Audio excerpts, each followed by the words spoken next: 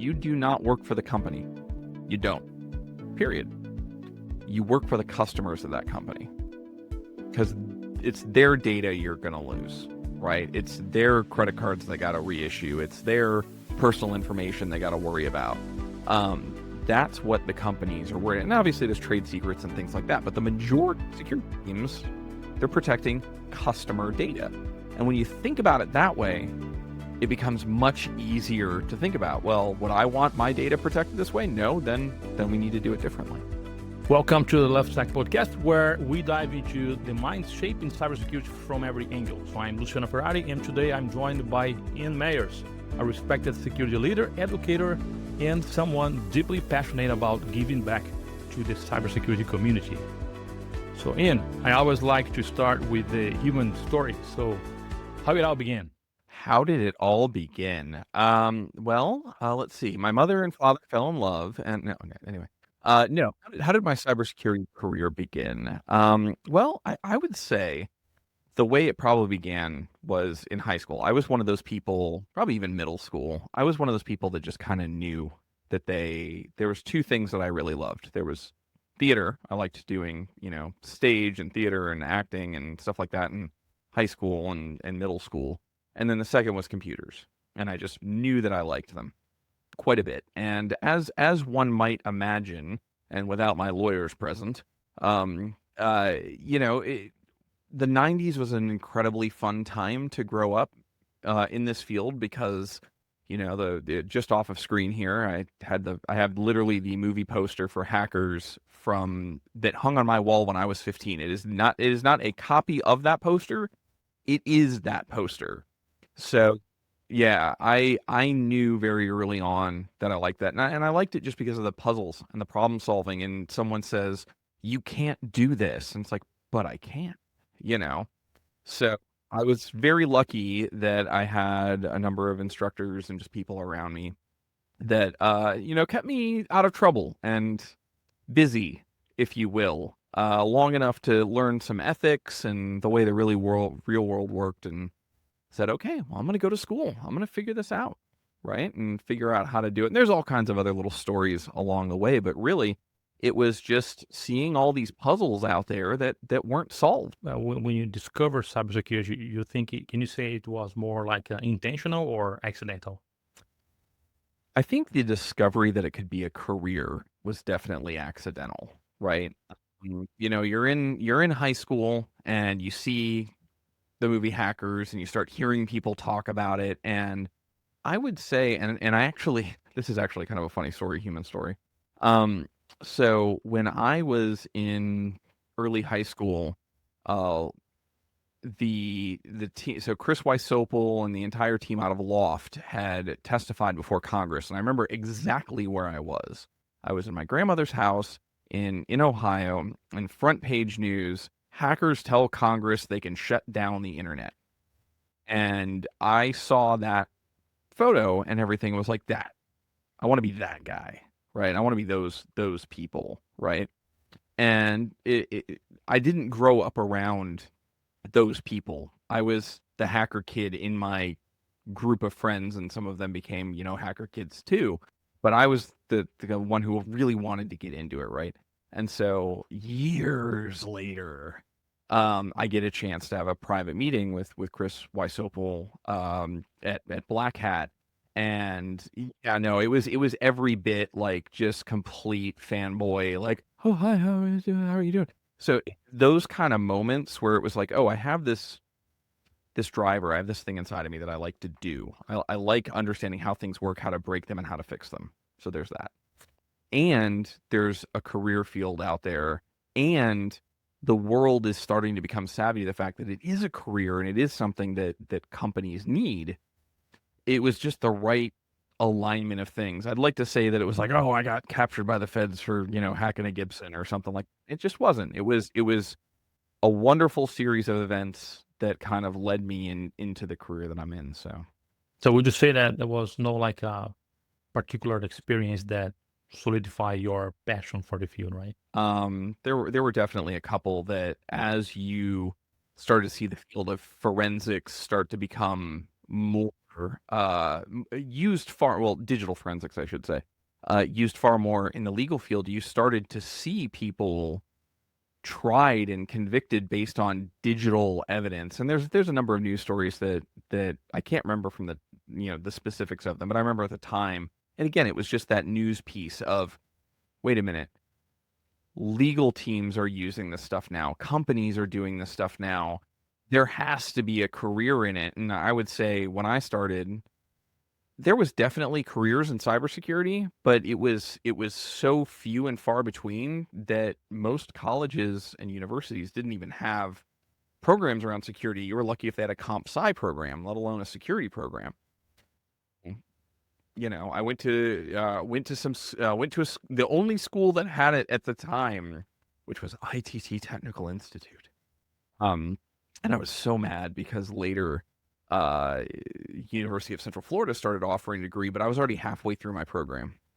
I would have had to start over, and I was like, "Oh, whatever." But it worked out okay. So that leads to a greater point of discussion. So, how would you describe the cybersecurity scene when you were like starting out? So you're talking about the education, but what else was going on that time? Gosh, so we'd have to be.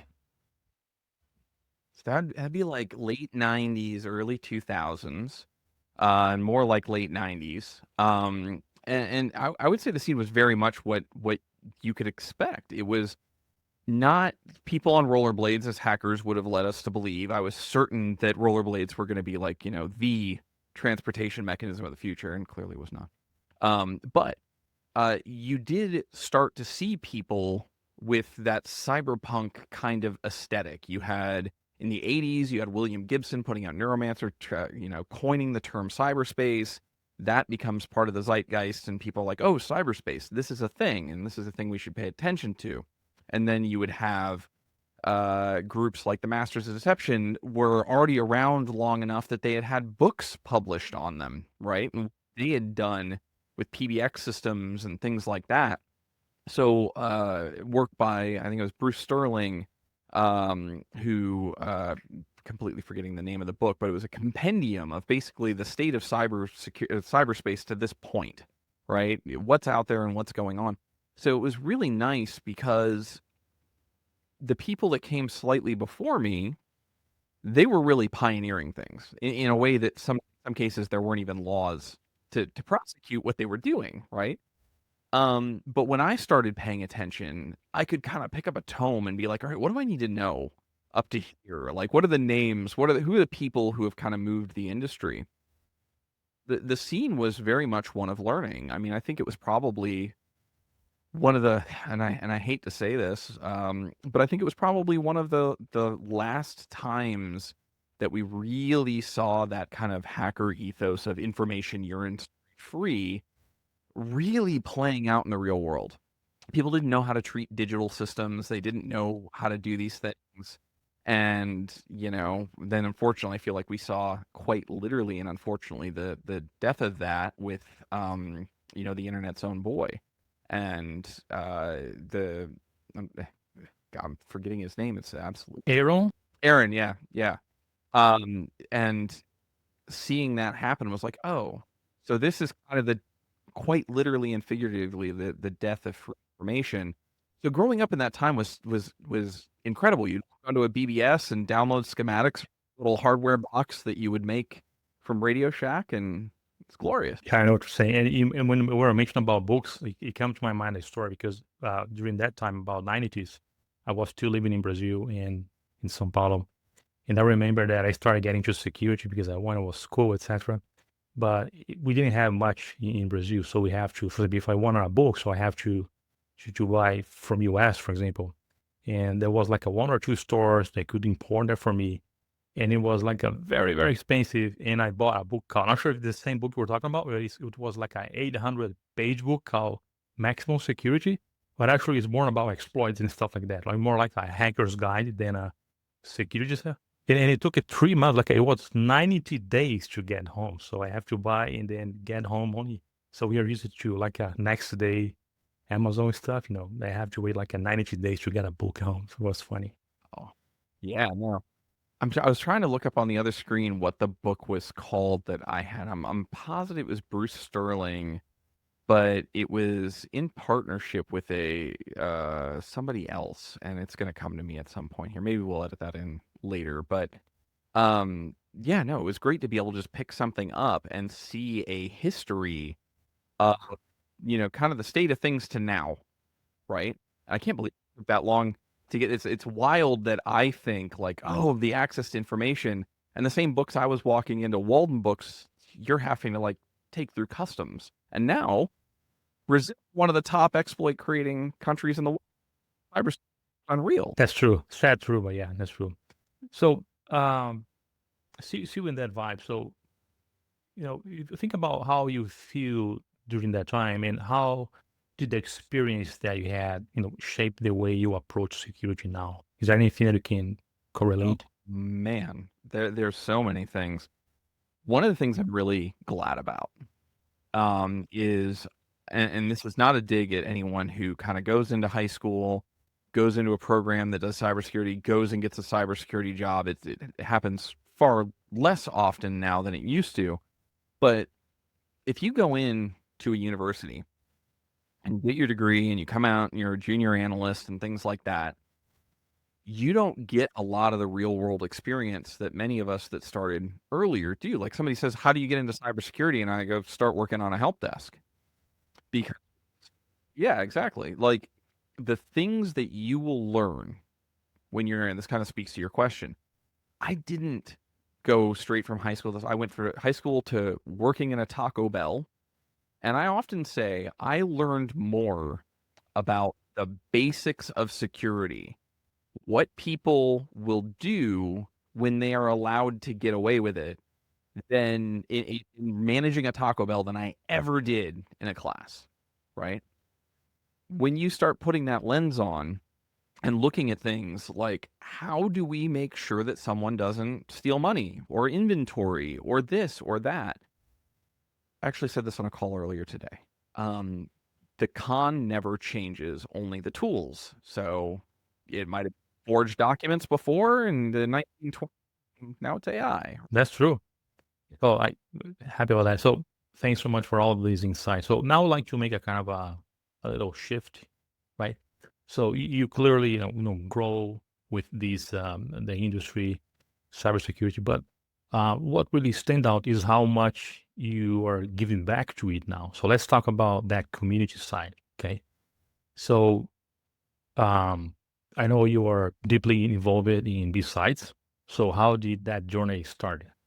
I love that question too, because the way it started was a friend, John Singer, who's still involved in a lot of different community groups, but he and a few others said, hey, they just started doing this thing out in Vegas and they're trying to create a national framework. We'd like to do one in Orlando. Now, I wasn't involved in that, but that's how that started here in Orlando. But for your listeners, in case they don't know what a B-Sides is. B-Sides is a series of global security conferences. They can go from small to very large, but they are community driven with the idea that a long, long time ago when it was just DEF CON and then later DEF CON and Black Hat were really your only two places to show your research, you might submit some research and it's amazing, but there were 20 other more amazing things. So they said, well, what if we ran a community conference that was low cost or free, that's the same, it's the day after that conference ends, and we'll run, just like on a record, the A side and the B side. The A side has all the banger tracks, right? The stuff that gets into the main conference. And then the B side might also have some banger tracks, but they didn't make it onto the A side, right? So over time, the way that's evolved is a lot of smaller B-sides in different cities still do a B-side of a conference that happens there. So, and this isn't a small one, but like RSA has a B-sides in San Francisco. DEF CON has a B-side in Las Vegas. But now there are a lot of B-sides that don't even have a B-side. They're their own conference, like the one that I'm a part of, which is Orlando. And we get about 1,200 people registered. About 875 showed up the other weekend, and we had a great time just teaching security and helping people establish a local community where they can network and meet other people that are into what they're into and maybe get a job or just find other friends. Yeah, I was amazed how, this model really works. So I don't know all the founders of, I don't know the founders actually besides, but I remember that Jack Daniels, at least I used to hear when he was that show with Paul Zadori. I think it's Security Weekly. I was like addicted to that program. And Jack Daniels, I always talk so amazing time. Yeah, it was really awesome. Yeah. No, he is definitely he's always kind of been the de facto figurehead. Humorously enough, if I could reach it with my headphones on, right where I'm pointing on a shelf, I have a Jack Daniel bobblehead. Like actually him, the beard, the whole thing, on my shelf there. So yeah, no, he definitely has been a figurehead and helped, grow that along with a number of people. That's cool. So what drives your passion for volunteering and mentoring in cybersecurity? I want people who are going to be really good at this field to have an opportunity to be really good in this field. There's a quote I think there's like two quotes from Einstein.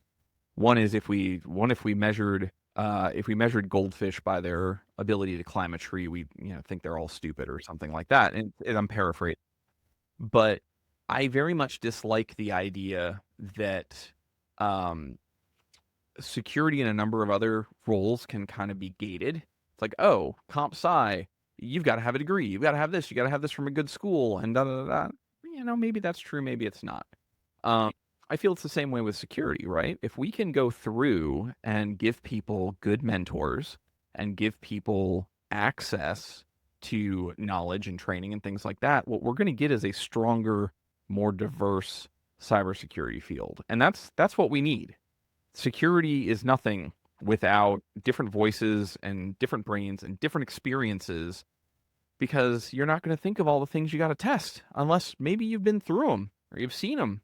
You've had those challenges. So I want to make sure that the opportunity for everyone who would be good at this job, doing important work, and I do want to say something about that. The important work, and this is another one of those that I say and people go, well, when I work for large companies, when I'm not doing more of a consulting role like I'm doing now, but when I work for large companies, I tell the security people, you do not work for the company. You don't. Period.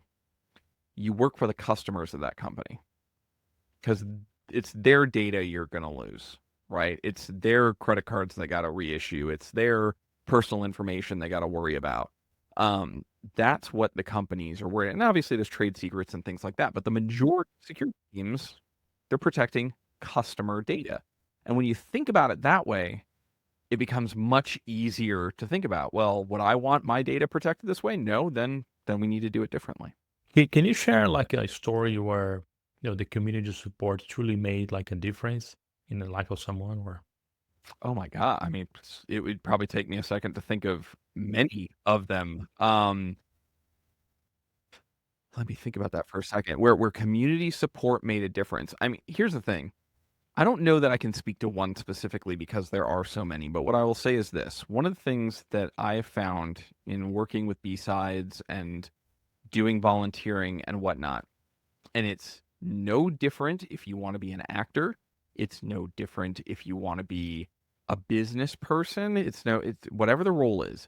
If you don't know where to start, go where they are doing the thing. Conan O'Brien said this recently. I'm almost paraphrasing him completely. Go where they're doing the thing and offer to do anything. Get coffee, roll shirts, stuff bags, whatever, because what you'll find is often the people that are passionate about it and are there doing some sort of event or some sort of training or some sort of conference, it's the VPs, it's the directors, and they'll see you show up and they get into conversations with you as you're folding shirts and doing this stuff. And they go, this person shows up. They're not too proud to do a dumb job.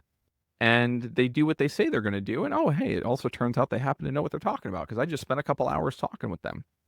So those interactions, creating spaces where people at the top end of their career and people trying to get into their career can kind of mix and mingle, but not in a, oh, let's have some drinks, let's, network and whatnot, I found puts more people in jobs than just about anything I can think of.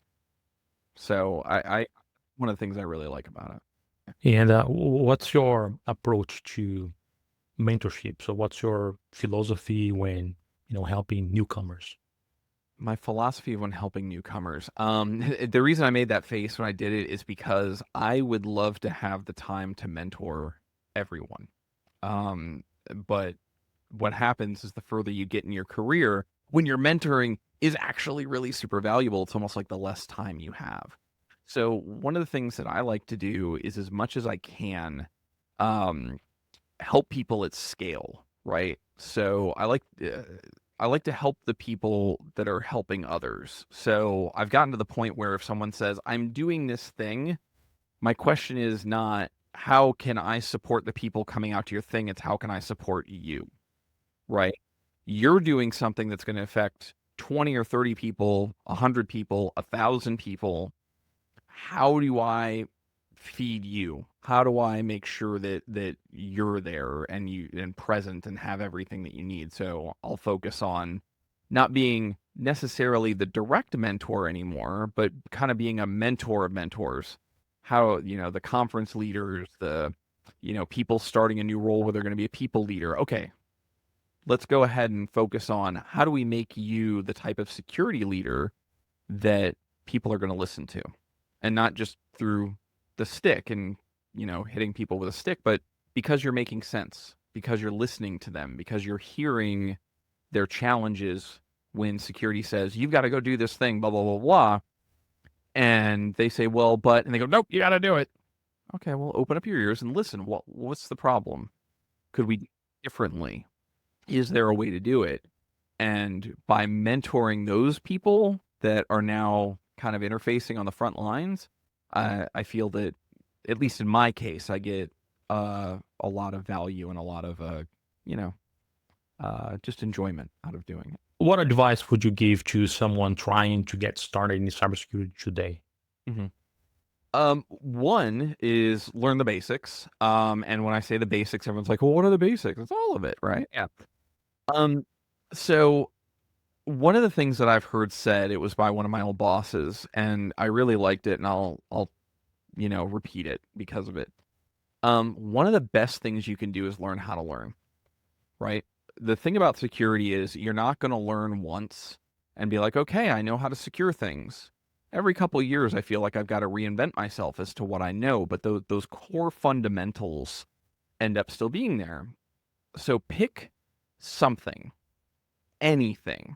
You do not have to be a master of everything when you start, but pick, I don't know, DNS, pick TCP handshakes, pick a protocol, pick SMTP, and say, I am going to dig as deep into this to understand how it works, soup to nuts. And when you once, every other challenge, because you've taught yourself how to learn, like, what do I need to understand about this? What do I need to learn about it? How do I work with it?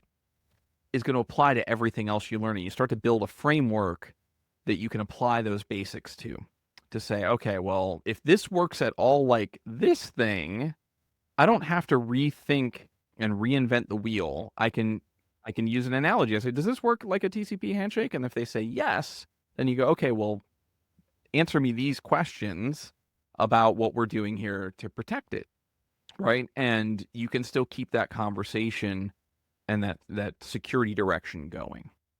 So in your view, what's missing in how we bring people into the field today? I think one of the things that we're missing is how, oh man, what things aren't we missing? I think it'd be the better topic. Hiring is a mess. And I say that because a lot of security is based off the fact that you have experience. And I know we hear that from a lot of roles, right? But in security, it's even worse though, because, you're a developer and you mess something up. Okay, maybe you have some downtime for a little bit. You're a security person and you mess something up. You might be involved in lawsuits for multiple years at your company, right? it's a wildly different gradient. And I think one of the things we do very poorly is when we put roles up, we want them to be a unicorn, right? Because your leadership has given you one security person, so they've got to know how to do everything. And then when you say, well, all right, I found that security person and they want 6 figures, the company goes, whoa, well, yeah, you wanted a developer, you wanted someone who's a developer, a network engineer, a this, a this, they have to have all that experience. So I think the thing we're missing most is apprenticeship programs, not internships, but where you bring in junior people and they're not going to get paid InfoSec salaries, but they are going to learn and apprentice and get to the point where it's like, oh, now you are ready to go work at a company, and companies are just going to have to accept that the way it needs to be. And that's how it works in the trades, right? You don't just show up and build a house. You get the coffee, you bring the boards over, you watch over somebody's shoulder. And yes, that person will likely leave and go to another company. But if everyone's doing that, then you're all creating a positive cycle of new talent. And just finishing this session of the conversation, what would you say to someone who feels like they don't belong yet? Yeah. What would I say to someone who feels like they don't belong yet? I'll give you the sarcastic answer and then I'll give you the real answer. The sarcastic answer is congratulations, you're a security person. You will never feel like you belong. Ever, unless you're around other security people, then you'll feel like you belong. But in all seriousness, that's true, right? Because think about it if you're talking to a business person, right? A lot of people go, oh, security is the department of no. I say, scrap that. Security should be the department of yes, if. So let's say you've gotten there. You've gotten everyone understanding the yes, if. You are still telling people, yes, you can do this thing if you spend this amount of money on controls, if you deploy this technology, if you do all this stuff. You do all this stuff, I'm still going to make your life harder and put a nice bow on it for something that may never happen. That is a terrible conversation to have with somebody who's in business, because they've got a bunch of problems that have happened on their plate that they got to figure out, right? So, yeah, when we go through and we are trying to train people and understand, like, when you are talking to someone, they are not stupid. They have different priorities than you do as a security person, and you need to be able to listen and hear what those priorities are, and then you'll actually get somewhere. Actually, I love that perspective, especially in general, this whole session, when you talk about, building people up, right? And so now I think we're getting to the last session, and I want you to shift a little bit now and talk about what you've learned along the way. So I have a couple of questions in that area. So the first one will be, let's start with, tell me one thing you think the cybersecurity industry still misunderstands about people or culture. The thing that people misunderstand, well, there's 2 ways. So I'm going to answer your question 2 ways. The thing that people misunderstand about security and the thing that security misunderstands about people. The thing that people misunderstand about security is they believe that when security fails, that it is a failure of security, and that is wildly false. Often, the failure is on the business side, the budget side, revenue side. Most businesses and professionals, if they could go through and spend as much money as they'd like, curing things and getting things moving, that'd be great. But on the business side, you've got first mover advantage. You've got competitors getting out there doing things, launching features. Maybe they're smaller. Maybe they're more nimble. Maybe they've got better talent. Who knows, right? But to get the business to slow down and take care of all these things is near impossible. So the thing that people misunderstand about business is when there's a breach, that there was a failure of security. Probably not. Probably security people were screaming, we need to do this, and they had reviews and this and that, and someone approved it, and off they went, right? Now, the thing that people the thing that security misunderstands about people, and the story. So I was giving a talk at a college, I won't say which one. It happens fairly often. I'll ask rhetorical questions. And I said something to, why do you think this happened? Right. And from the back of the room, I hear a college student go, because users are stupid. And I stop. I go, okay, we're stopping the talk right now. I said, we're going to continue. Don't worry. I'm not walking out, but I want to address that. Users aren't stupid. Now, don't get me wrong. I'm sure there are some that we would all qualify as maybe, maybe a little slower to take off, but users aren't stupid. And when they stared at me like, oh, yeah, they are, I go, listen. I go, are you a job yet? College student? He goes, yeah. I go, okay, let me ask you this. Can you explain to me how international trade and customs work when we have purchased several tons of chicken? It has been grown in the U.S., it has been shipped somewhere else for processing, frozen, shipped back. At what points on there are we responsible for taxes and trade? And they go, I have no idea. I go, cool. I work at a company that I can walk down the hall and ask somebody that specific question, and they will rattle me off an entire book on what we need to do. They're not stupid. They just focused their time in other areas. That's it. So if more security people start to think like that, like, okay, yeah, you don't understand all this stuff, but my job is to be here to help you understand it, and treat them when something goes wrong as a victim of a cybercrime and not someone who just messed up because they clicked on something and they shouldn't have. You do that and you actually solve 90% of security culture issues in a company. And I would die on that hill. It just comes to my mind that funny story that what you say about that. I'm not going to say that person is stupid. And it's on the point. It's just a funny story. Right. I'm not going in there. But and I don't Right. even say what company or what time, because then Right. somebody can do some calculations. But I Right. remember we doing some kind of security awareness, and then we sent also emails with Amazon $50 gift card to people. Obviously, they were fake emails, and one person he was a director level, and he started clicking a lot trying to get that $50. He wasn't able to, of course. He got the Right. page saying, "Hey, look, this is a training, whatever. It is not true. Contact security. You need to do a training." But he continued to click, and then he opened a ticket to the help desk and say, "Hey, look, I'm trying to get this $50 from Amazon." And like, "Hey, didn't you got the page that showing to you that?" "Yeah, I got that, but I still believe there is a $50." So no. We the security team saying that for you to train you, so it's not true. Oh, so this is not true? No. So then he hung up, and after that, he continued to click in there after that, so multiple times, and we saw that, and it was really funny. I'm going to tell somebody else's story here because I love it so much. This is Dave Kennedy's story from Trusted Sec. So back when he was still, he's still very hands-on keyboard, but when he was actually like doing engagements, right? He was doing an engagement where he did a phishing exercise, and the thing was, oh, fill out this survey, and for the holidays, it was around the holidays, we'll pull one winner and you'll get the brand new iPhone. It was after September, and so exercise launches.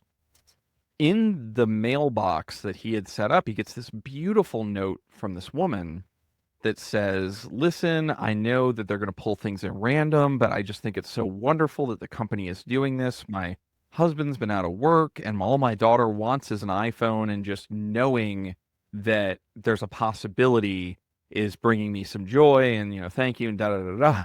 So he's staring at this email. He goes, I have to go buy this woman an iPhone. And he did. And he did. He went and bought it for her because he's like, I have to. Like, I can't, do this as a scam at this point. I feel terrible. So he went and bought an iPhone. Oh, my God. Yeah. Yeah, that happens. Well, anyways, Yeah. I'm sorry to get you off, but so burnout, I think it's something really real in the security field. So how do you stay balanced, and, how do you think the community can help? So burnout's very real. And it kind of, in my mind, goes back to exactly what I was talking about with business, right? You train, you learn, you get experience, and you go to these stakeholders and say, to protect the organization, we have to do X, Y, and Z. And they go, no, we're not doing that. And you hear that enough times, and it's got to be like a doctor who they've got a patient who's had their third heart attack. They're on there and they're eating a cheeseburger in front of you, and you're like, you gotta stop this. We're gonna die, right? And they just go, I haven't died yet. Be fine. Thing that I would tell people, and it's something I learned far too late in life. Do not ever, ever, ever push yourself to a full breaking point for a company. And no offense to any company, a company will never do that for you. They can't. It's a company. It's an organization, right? A company, might be people there that are great. I work with a ton of good people where I work now. I think my company is great, but a company will never do that for you. And as a matter of fact, if you pass out and die from a heart attack from stress, do you know what they're going to do? They're going to send your family some flowers and they're going to hire the next person, right? So the thing that I would tell people to help manage their burnout is to set your own internal boundaries for, frankly, how much you're willing to care, right? I am a very passionate person about my role. I love what I do. But there came a point professionally where it's like, if I don't set a boundary that says, hey, I've given you the best advice I can, I've offered you everything I can give you, you've decided not to take that advice, we can still be friends, we can still be coworkers, but I have to walk away from this. Here's the risk register, here's the signature, and just walk away. It's one of the best things you'll have I can't tell you the number of times I'd work in a big company and I'd be like, one of them is very public, actually, this breach, where I said, hey, if we don't do this, we are going to get breached. And 9 months later, we were breached, the exact way that it was going to happen, right? And I felt that in my soul, like the avoidable. And you just have to go, yeah, but it's not my baby. Right. That was a great advice. I agree with that totally, 100%. Now, an interesting question. It happened to me a couple of times that I had these moments, but I'll ask you, has there been a moment that, you completely changed how you think about cybersecurity? I mean, there's been a few. There's definitely been a few. I've never really talked about this before, but there was a few cases that I am aware of in the 90s, late 90s, early 2000s, where forensic data, and this is nothing new. Forensic data was later found to be not as telling as it should be, right? So I'll use a different kind of darker example, but you have evidence from, say, like sexual abuse crimes and things like that, where the forensic technology that we had at the time indicated X, Y, and Z. And then we learned something and it's, ooh, that didn't actually happen, right? There were a few moments early in my career where I was exposed to some of these cases, and you would hear how the technobabble was basically weaponized against the jury, right? That, oh, the computer people said this isn't possible to fake. And as a, professional and hacker myself, I'm like, you can fake that. What are you talking about, right? That's crazy. I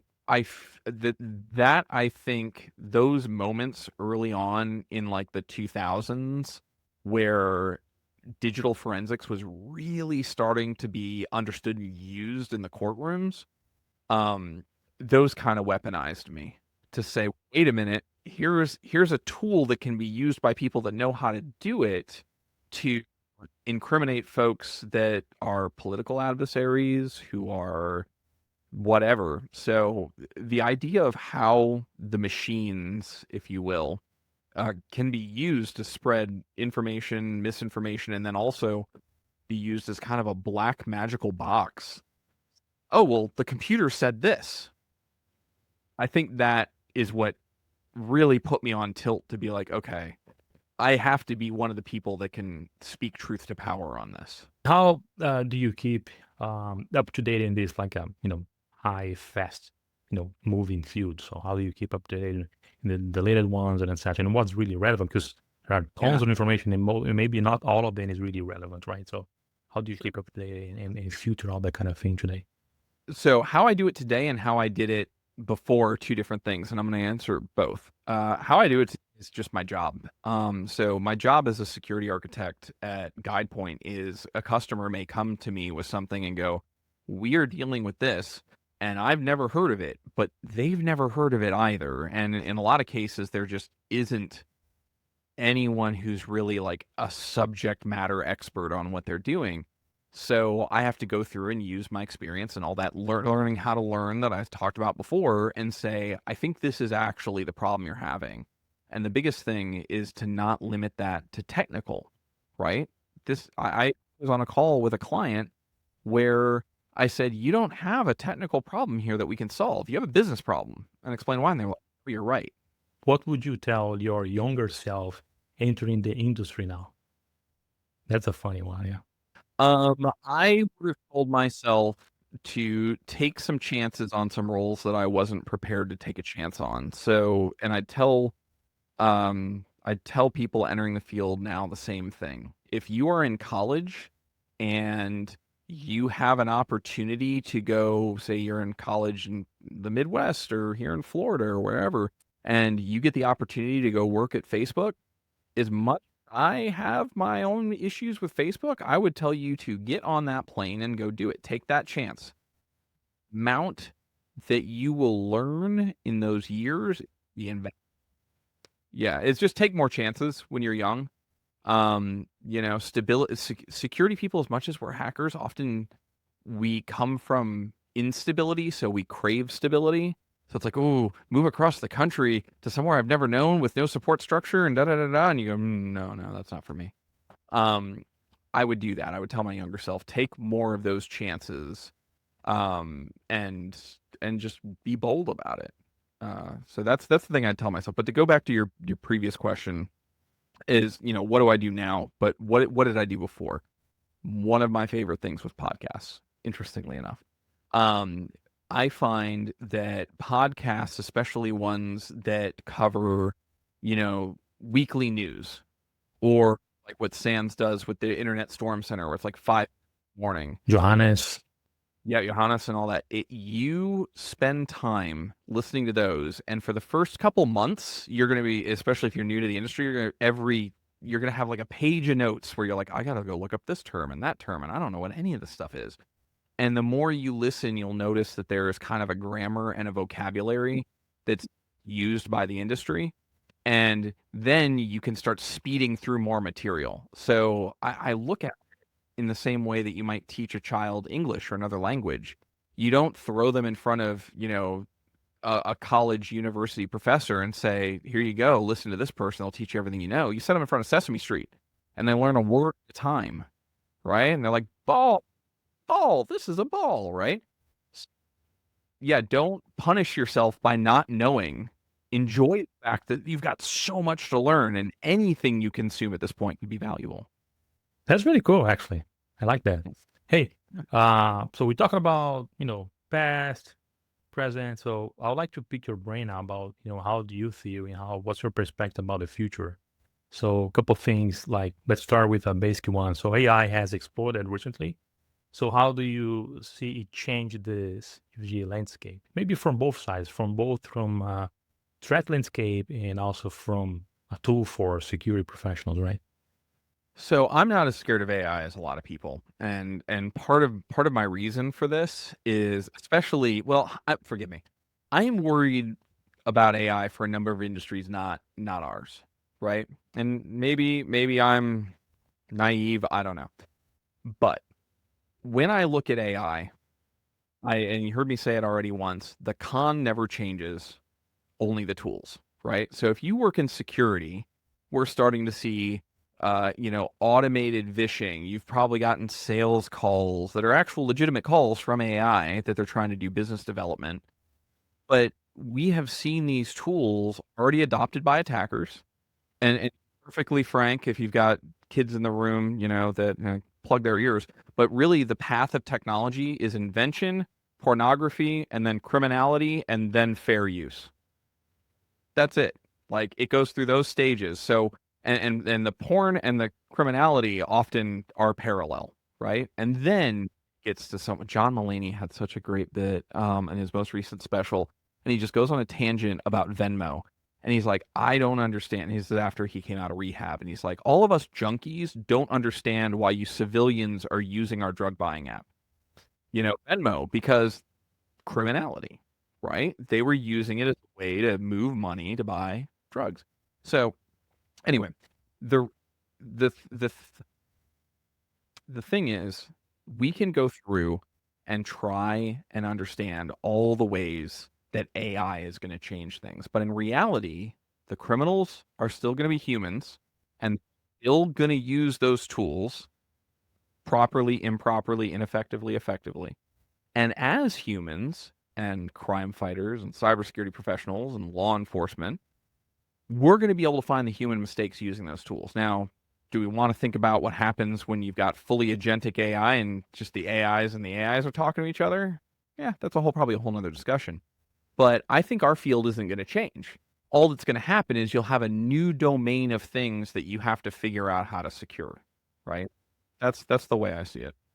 That's a good approach. And do you think, people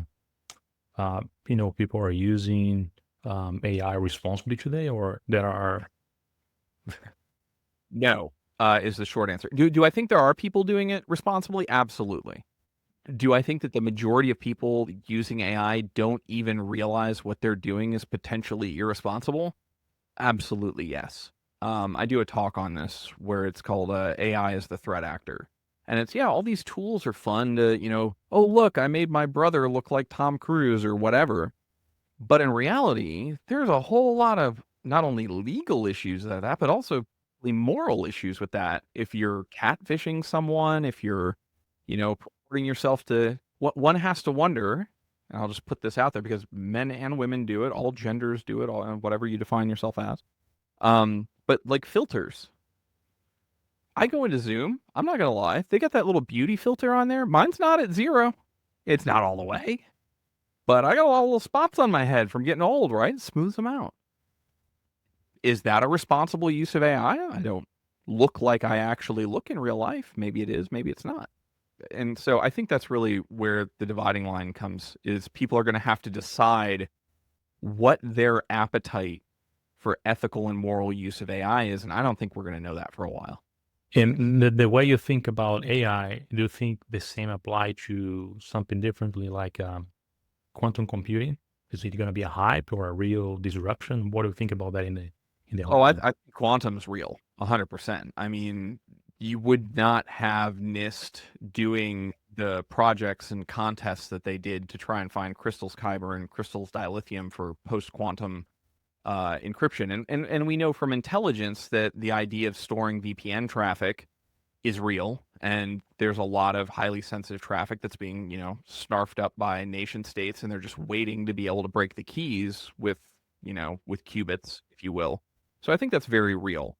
I think what will happen, though, is just like anything, right? It'll be, oh my gosh, all this encryption was breakable. The side tail encryption was, the Caesar cipher was breakable. This was breakable. And we've just had a really long run with RSA.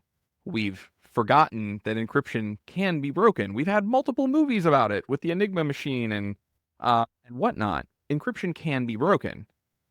It will happen. Quantum computing will probably get us there, but we've already got quantum resistant algorithms. So just like anything, it's going to be about choosing the lock.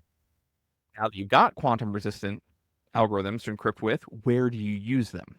Where does it make sense to use them?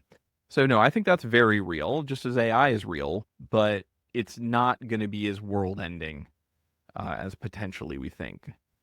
I hope I'm right. No, I hope so too. And what should you think the community, must be doing right now to prepare for these shifts? Well, I would tell anybody to go through. MIT has a wonderful course that if AI is new to you, you're actually in a really great place because we have finally hit the point where there's really good study material, almost like we did with security, where it was like you had to go into forums and get some text file from someone, and maybe it worked and maybe it didn't, and chances are it ended with try harder, like figure it out yourself. Whereas now we have universities that have really good courseware designed to teach people, right? So MIT has an AI 101 course that I would highly recommend anybody go take. You can take it for free. And it's brilliant because it's not only going to teach you like here's generative AI and here's these tools, it's going to teach you how the math works, and not like you're going to have to go figure out math, but hey, here's tokens, here's the statistics, the probability, how we put these answers together. Going all the way back to what I said about understanding a protocol, that's understanding how AI thinks. And once you understand how AI thinks under the hood, you can apply it to every permutation of it, right? And you can start to figure things out faster. So I would definitely suggest people go look at that course. And then also look at, I'll throw another one out there, Network Chuck, if you just want to play with stuff. I watched a great video from them on using, I think it's was it 8N or N8N? Yeah. And how they were able to use localized AI to run their entire house, on an old laptop. Do that. Play with that stuff. You can go to Hugging Face and download models. You can run it on a potato. Doesn't have to be ChatGPT. Cool. I think it was Elon Musk last month, a couple of days ago, actually, together with Jensen Huang. He said something like, in the future, the top skill you should be looking for is not going to be coding or something like that, but should be like physics and mathematics, according to his view. So bringing that to cybersecurity, so what kind of skills and mindsets do you think are going to matter most in the next decade? I had the most interesting conversation a while ago about this, and I was trying to help a friend of mine get hired as an adjunct professor at a university to teach cybersecurity.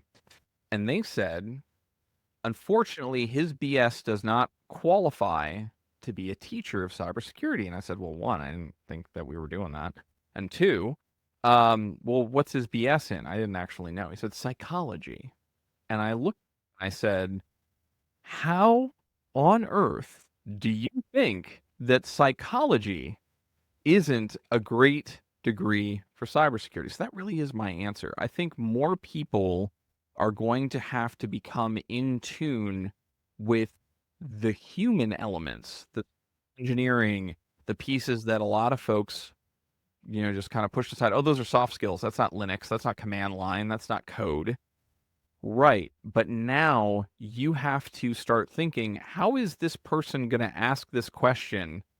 And how is the computer going to interpret it? Before, you could just say, you enter it this way or the computer won't understand. Right? Can't do that anymore. So understanding psychology and how people think, and the biases that get built into models based on the fact that humans have to build and train them. Understanding those things, I think, actually will be much closer to the next breakthrough in cybersecurity than quantum, than any of it. Then that's a very nice observation, and I agree with you. But I don't think a lot of people realize that. But that's totally true. I agree with that, 100%. Look, so we were getting to the time here, but getting to the end. So all of this is so fascinating, and thanks so much for the conversation. It's been very, very nice. So what excites you most about the future for cybersecurity? What excites me most about the future? Well, I mean, AI does excite me for sure. I think that it's going to open the field of not just security, but IT to so many people that might not have had an opportunity to do that. Probably the most boring thing that I'm excited for is zero trust, to be perfectly honest. You're gonna be like, gosh, really? Seriously? Yes. I have more conversations with clients where I will say, I cannot wait until you or basically everyone in zero trust so that I don't have to think about home networks anymore. I don't have to think about small business networks because everything is just going to be on the internet. I mean, done properly and, whatnot. But you could just have everything on the internet and have that zero trust philosophy around when you connect to a node, how it works. And I think if we get to that point, that is going to be utterly brilliant because you can basically build a global mesh network and everyone just kind of chips into it. But yeah, I'm excited about that, and I'm definitely excited about AI for sure.